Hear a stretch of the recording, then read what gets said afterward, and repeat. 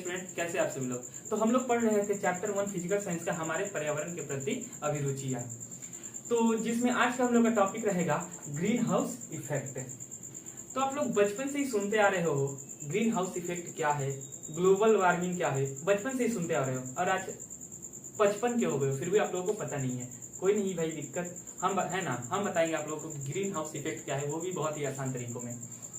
चलो ठीक है, तो शुरू करते हैं। अच्छा, शुरू करने के पहले आप लोगों से क्वेश्चन छोटा सा पूछते हैं। क्वेश्चन है आप लोगों का कि किस मंडल में ध्रुवीय ज्योति दिखाई देती है। ध्रुवीय ज्योति के बारे में आप लोगों को पढ़ाए थे, तो आप बताइए। बहुत ही आसान क्वेश्चन है। किस मंडल में ध्रुवीय ज्योति दिखाई देती है? आप लोगों के पास 5 सेकंड का समय है। 5 4 3 2 1 0 टाइम अप। तो इसका आंसर होगा ध्रुवीय ज्योति दिखाई देती है आयन मंडल में। ठीक, अब हम लोग सेकंड क्वेश्चन के पास। 2 नंबर क्वेश्चन है कि कौन सी गैस ओजोन मंडल को सबसे ज्यादा प्रभावित करती है। ठीक, ऑप्शन है N2 nitrogen, CO2 carbon dioxide, CFC chlorofluorocarbon और O3 ओजोन। तो कौन सी गैस? आप लोगों के पास 5 सेकंड का समय है, जल्दी से बताइए। 5 4 3 2 1 0 टाइम आउट। तो इसका आंसर होगा CFC। ओजोन मंडल को सबसे ज्यादा CFC यानी कि क्लोरोफ्लोरोकार्बन जो है वो प्रभावित करती है। हाँ, इसके पार्ट 2 में हम इन सभी के बारे में पढ़ाए हैं। अगर आप लोगों को पता नहीं है तो पार्ट 2 आप लोग इस चैप्टर का जाकर देख लीजिए। पार्ट 2 का लिंक जो है हम डिस्क्रिप्शन में नीचे दे दिए। हम लोग शुरू करते हैं ग्रीन हाउस इफेक्ट। शुरू करने से पहले आप लोग कभी सोचे हैं कि हमारी पृथ्वी जो है हरी भरी क्यों है, हमारी पृथ्वी गर्म क्यों है, और यदि हमारी पृथ्वी ठंडी हो जाती तो क्या होता? तो देखिए, हमारी पृथ्वी हरी भरी है, हमारी पृथ्वी गर्म है, वो किसके कारण? वो कारण है green house effect. Green house effect के कारण ही हमारी पृथ्वी जो वो गर्म है, हमारी पृथ्वी जो है हरी भरी है। तो अब आप लोग दिमाग में आता होगा कि भाई आप सर उस समय से ग्रीन हाउस के कारण ये हो रहा है, ये हो रहा है, तो आखिर है क्या ये ग्रीन हाउस इफेक्ट? बता रहे हम। तो क्या होता है कि सूर्य से किरणें निकलती हैं, कोई भी किरण XYZ ले ले, सूर्य से किरणें निकलती है और वो किरणें वायुमंडल से होते हुए हमारी पृथ्वी पर आकर टकराती है।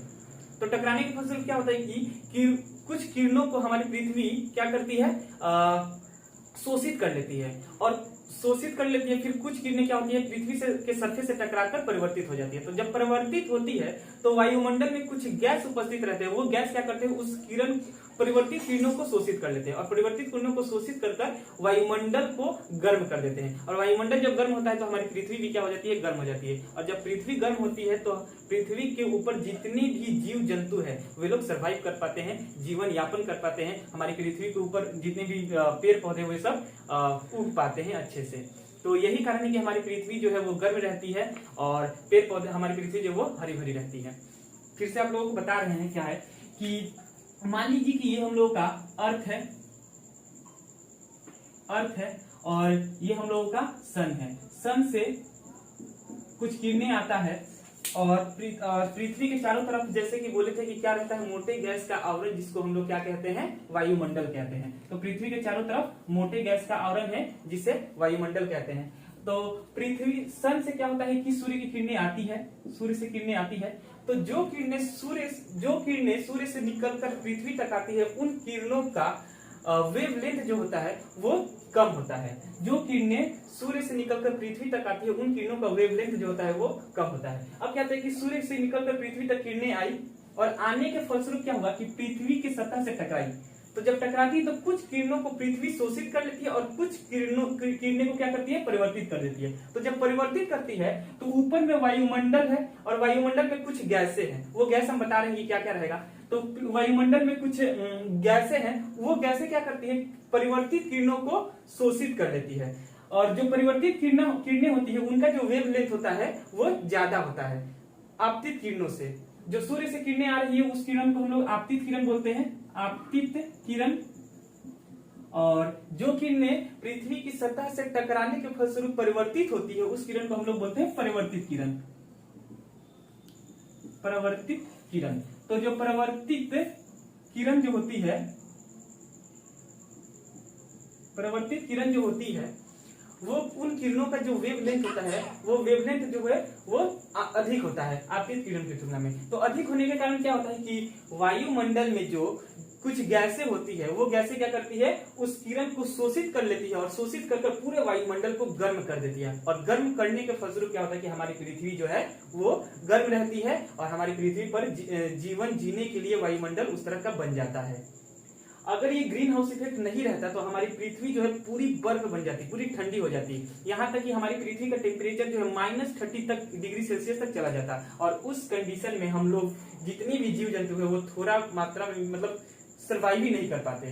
ठीक, तो इतना ज्यादा इंपॉर्टेंट ये ग्रीन हाउस हमारे लिए है। तो कौन कौन सी जो गैसें हैं वो परिवर्तित किरणों को अवशोषित करती है। ये सभी जो गैसें हैं वो क्या करती है, परिवर्तित किरणों को अवशोषित कर लेती है, जिसके कारण क्या होता है कि हमारी पृथ्वी जो है वो गर्म हो जाती है। और इस घटना को ही हम लोग कहते हैं हरित गृह प्रभाव यानी कि ग्रीन हाउस इफेक्ट। फिर से बोलते हैं, सूर्य से आने वाली किरणें पृथ्वी के धरातल से टकराती है तो कुछ किरणों को पृथ्वी शोषित कर लेती है और कुछ किरणों को पृथ्वी परिवर्तित कर देती है। तो परिवर्तित किरणों को वायुमंडल में उपस्थित carbon dioxide CH4, CFC, N2O जलवाष्प अवशोषित कर पूरे वायुमंडल को गर्म कर देती है। इस घटना को ही ग्रीन हाउस इफेक्ट कहते हैं।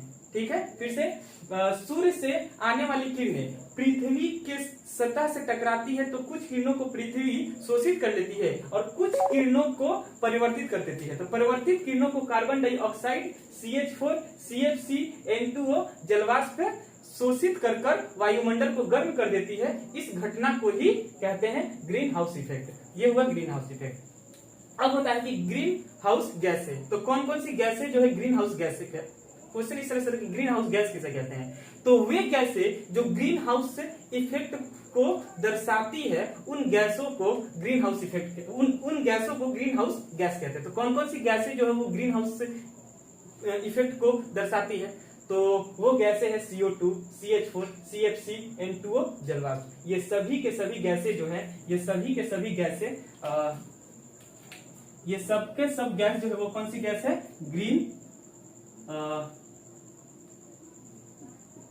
Green house gases. ये सबके सब गैस कौन सी गैस है, ग्रीन हाउस गैस। गैस के कारण सबसे ज्यादा ग्रीन हाउस इफेक्ट होता है तो वो सबसे ज्यादा CO2 के कारण, CO2 कार्बन डाइऑक्साइड के कारण सबसे ज्यादा ग्रीन हाउस इफेक्ट पड़ता है। याद रहेगा, क्वेश्चन इस तरह से आता है कि किस गैस के कारण सबसे ज्यादा ग्रीन हाउस इफेक्ट पड़ता है, तो CO2 कार्बन डाइऑक्साइड के कारण ग्रीन हाउस इफेक्ट सबसे ज्यादा पड़ता है। अब क्या होता है कि कुछ गैसें जैसे N2 नाइट्रोजन और ऑक्सीजन, ये जो दो गैसें हैं वो ग्रीन हाउस इफेक्ट को नहीं, मतलब इन दो गैसों के कारण ग्रीन हाउस इफेक्ट नहीं होता है। ठीक है, N2 और O2 नाइट्रोजन ऑक्सीजन के कारण ग्रीन हाउस इफेक्ट नहीं होता है। अब इस ग्रीन हाउस इफेक्ट का लाभ भी है। क्या लाभ है, जैसे कि ठंडे प्रदेशों में वहां का टेम्परेचर बहुत कम रहता है तो वहां पर पेड़ पौधे जो है वो उगते नहीं है, तो वहां के लोग क्या करते हैं, पेड़ पौधों को उगाने के लिए पेड़ पौधों को एक कांच के घर में रखते हैं। ठीक है, एक कांच के रूम में पेड़ पौधों को रखते हैं। तो कांच के रूम में, मेरा ड्राइंग बहुत बढ़िया है, ठीक है, ऐसा मेरे जैसा ड्राइंग जो है कोई बना ही नहीं पाएगा। देख लीजिए, ये है दो पेड़, ठीक है, मेरे हिसाब से, आप लोगों के हिसाब से नहीं। अब क्या हो रहा है कि ये एक सन है, अब सन से कुछ रे आ रही है, तो रे जो है ये पूरा घर है कोई किस चीज का है, कांच का है। तो सन से रे आ रही है, वो रे जो है कांच को पास कर रूम के अंदर प्रवेश कर गई। तो जब रूम के अंदर प्रवेश करती है तो उस किरण को पेड़ पौधे जो वो शोषित कर लेते हैं। फिर कुछ उस शोषित करने के बाद कुछ किरणों को क्या करते हैं, परिवर्तित करते हैं। तो जब परिवर्तित करते हैं तो वो किरणें जो है उस कांच के घर को पार नहीं कर पाती, जिसके कारण कांच का घर जो है वो गर्म हो जाता है। और इस कांच के अंदर जब पूरा वातावरण गर्म हो जाता है तो पेड़ पौधे जो है वो आसानी से ग्रोथ कर पाते हैं। तो क्यों नहीं कांच के घर को किरणों जो परिवर्तित किरणें पार कर पाती है, इसका कारण ये है कि आपतित किरणों का जो वेवलेंथ होता है वो कम होता है, जैसे कि यहाँ पर बताए थे आपतित किरणों का वेवलेंथ जो होता है वो कम होता है, और जो परावर्तित किरणें होती है उनका वेवलेंथ जो होता है वो ज्यादा होता है, और ज्यादा वेवलेंथ होने के कारण कांच के रूम को किरणें जो है पार नहीं कर पाती, जिसके कारण वो रूम जो है अंदर का रूम जो है वो गर्म हो जाता है, और गर्म होने के कारण अंदर जो भी पेड़ पौधा रहता है वो अच्छे। और भी लाभ है ग्रीन हाउस का। मान लीजिए कि कोई वायुमंडल में इन गैसों में से ऐसा कोई गैस रहेगा कि वो ग्रीन हाउस से प्रभाव को नहीं दिखाएगी, तो क्या होगा, मतलब ग्रीन हाउस प्रभाव को नहीं दिखाएगी कहने का मतलब ये है कि परिवर्तित किरणों को शोषित नहीं करेगी।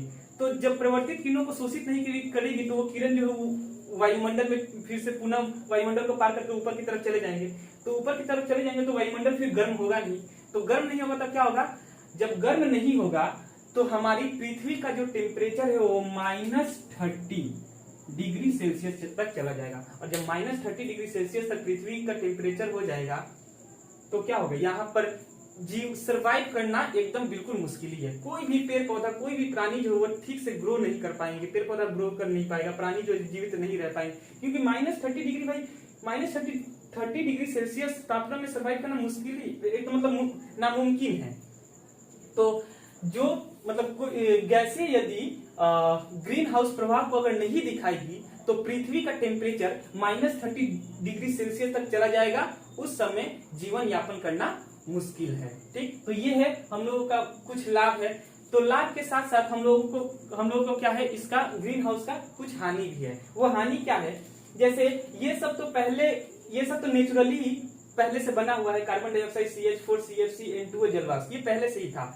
लेकिन क्या है कि हम मनुष्य को, लोगों को जो चीज जितना दिया जाता है हम लोग क्या करते हैं कि उसको, वो एक कहावत है ना कि जैसे आप लोग कभी ट्रेन में गए होंगे तो देखे होंगे कि कोई पहले आकर सीट पर बैठता है, उसको बैठने के लिए जगह दिया जाता है, फिर वो क्या करता है कि धीरे धीरे पूरी तरह से लेट जाता है, मतलब बैठने के लिए दिया जाएगा तो वो लेट जाएगा।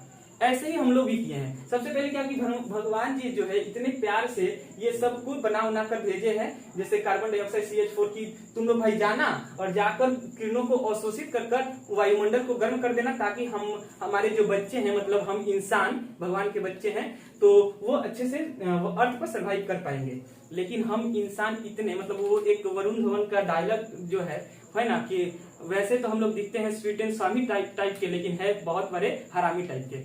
तो वही हम लोगों के ऊपर भी लागू होता है। हम लोग क्या किए कि इतना ज्यादा अलग अलग चीजों, मतलब कार्बन डाइऑक्साइड की मात्रा को अर्थ पर बढ़ा दिए हैं। कैसे बढ़ाए हैं, बहुत जैसे लकड़ी वगैरह जलाकर, कोयला वगैरह जलाकर, इन सभी चीजों को जलाकर क्या किए हैं, कार्बन डाइऑक्साइड की मात्रा को प्रचुर मात्रा में बढ़ा दिए हैं। तो प्रचुर मात्रा में बढ़ा देने के कारण क्या होता है कि ज्यादा कार्बन डाइऑक्साइड गैस वायुमंडल में पूरा हो गया है, और वायुमंडल में ज्यादा कार्बन डाइऑक्साइड गैस हो जाने के कारण ये कार्बन डाइऑक्साइड गैस क्या कर रहा है, अधिक मात्रा में परिवर्तित किरणों को शोषित कर रहा है, और अधिक मात्रा में परिवर्तित किरणों को शोषित करने के फलस्वरूप क्या हो रहा है कि हमारा वायुमंडल जो वो ज्यादा मात्रा में गर्म हो रहा है, और ज्यादा मात्रा में गर्म हो रहा है तो क्या हो रहा है, बहुत सारे अलग अलग तरीके के प्रॉब्लम, जो ठंडी प्रदेशों के जो बर्फ हैं, वे बर्फ जो है वो गलना शुरू हो जा रहे हैं, और गलने के फलस्वरूप क्या हो रहा है कि वहां पर बाढ़ वगैरह ये सब आने लग रहा है। तो ये सब मतलब क्या है कि नुकसान है। क्या क्या नुकसान है, तो सबसे पहली समस्या कि बर्फ के जो पहाड़ है वो पिघलने लग रहे हैं। बर्फ के पहाड़ के पिघलने से जो तटवर्ती इलाके हैं वो डूबने लग रहे हैं। तो ये एक पहली समस्या है। दूसरी समस्या ये है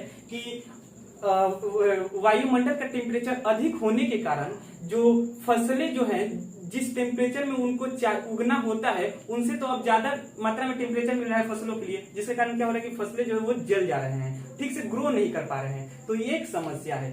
तो अगर ऐसा, अच्छा इसी समस्या को हम लोग बोलते हैं ग्लोबल वार्मिंग। क्या हो ग्लोबल वार्मिंग, वायुमंडल में हरित गृह गैसों की वृद्धि के कारण विश्व स्तर का तापमान में होने वाली वृद्धि को ग्लोबल वार्मिंग कहते हैं। ठीक, वायुमंडल में हरित गृह प्रभाव वाली गैसों में वृद्धि होने के कारण विश्व स्तर, पूरे विश्व के तापमान में जो वृद्धि होता है, उस वृद्धि को ही हम लोग कहते हैं ग्लोबल वार्मिंग। ठीक है, अब इस ग्लोबल वार्मिंग से बहुत सारी समस्या जो कि आपको अभी बता दिए हैं। ऐसा देखा गया है कि ग्लोबल वार्मिंग के कारण पिछले 100 सालों में पृथ्वी का जो टेम्परेचर वो 0.5 डिग्री सेल्सियस बढ़ गया है, और ऐसा अनुमान लगाया जा रहा है पिछले 100 सालों में कितना बढ़ा है 0.5 डिग्री सेल्सियस। और ऐसा अनुमान लगाया जा रहा है कि आने वाले 2030 तक पृथ्वी का जो टेम्परेचर है वो 2 डिग्री सेल्सियस बढ़ जाएगा। मतलब सोच रहे हैं कि कितना ज्यादा हानिकारक हो रहा है ये ग्लोबल वार्मिंग हम लोगों के लिए। तो इसका अगर तुरंत रोकथाम नहीं करेंगे तो बस हम लोग को टाटा बाय बाय अलविदा इस अर्थ से कर देना पड़ेगा। तो अब आप लोग के दिमाग में आ रहा है कि सर उस समय से डरवा ही रहे हैं, मतलब यही तो इलाज भी बताएंगे भाई हम। तो इलाज क्या है इसका, मतलब रोकथाम कैसे इसको रोका जा सकता है। तो बहुत मतलब अगर सभी लोग मिलकर काम को करेंगे तो जरूर हम लोग रोक पाएंगे। तो रोकने का क्या क्या तरीका है रोकथाम। तो रोकथाम क्या है बता रहे हैं आप लोगों को। हम लोगों को उन सभी चीजों का उपयोग कम करना चाहिए जिनसे कार्बन डाइऑक्साइड बहुत ज्यादा मात्रा में निकलता है। तो क्या क्या चीज है, सबसे पहले हम लोग को जीवाश्म ईंधन यानी कि कोयला लकड़ी को बहुत कम मात्रा में जलाना चाहिए, जिससे CO2 गैसें जो है निकलती है। तो CO2 गैस अगर कम मात्रा में निकलेगी तो खुद पे खुद भाई ग्लोबल वार्मिंग कम हो जाएगी, क्योंकि ग्लोबल वार्मिंग के लिए सबसे ज्यादा मात्रा में कौन सी गैस जिम्मेवार है, तो वो गैस है कार्बन डाइऑक्साइड। ठीक, तो ये तो एक पहला कारण हुआ। दूसरा कारण क्या है, मतलब दूसरा उपाय क्या है। दूसरा उपाय है यदि हम लोग फ्रिज AC का यूज कम मात्रा में करेंगे तो ग्लोबल वार्मिंग को रोका जा सकता है। कैसे, क्योंकि आप लोगों को बता दिए हैं कि फ्रिज और AC से एक गैस निकलता है जिस गैस का नाम है CFC यानी कि क्लोरोफ्लोरोकार्बन, और वो भी क्या है ग्लोबल वार्मिंग के लिए जिम्मेदार है। ठीक, तो ये एक दूसरा कारण है। तीसरा कारण ये है कि हम लोगों को रासायनिक खाद का उपयोग हम लोगों को बहुत कम मात्रा में करना चाहिए। क्यों कम मात्रा में करना चाहिए, ताकि क्या होता है कि रासायनिक खाद से NO2 ये निकलता है, NO2 गैस निकलता है, और वो NO2 गैस भी क्या है ग्लोबल वार्मिंग के लिए जिम्मेवार है। ठीक, तो ये सब रोकथाम के उपाय हैं। तो अगर हम लोग मिलकर काम को करेंगे तो जरूर से जरूर ग्लोबल वार्मिंग जैसे विश्व स्तर की समस्या को रोक पाएंगे। तो आज की वीडियो में फिलहाल है इतना कि इस चैप्टर का फुल हैंड रिटन नोट्स जो है फ्री में आप लोगों को दिया जाएगा। तो फ्री में पाने के लिए वो होता है कि फ्री का चीज भाई ना कभी करते ही नहीं है। ठीक, तो फ्री में पाने के लिए आप लोगों को क्या करना पड़ेगा, एक छोटा सा स्टेप है। वो स्टेप ये है कि नीचे में हम डिस्क्रिप्शन में लिंक दे दिए हमारे टेलीग्राम चैनल को ज्वाइन करने के लिए, वहां से ज्वाइन करिएगा तो आप लोगों को वहां पर फ्री में हैंड रिटन नोट जो है वो मिल जाएगा। तो वहां से इस चैप्टर का नोट्स ले लीजिएगा। इसलिए बाय, अलविदा।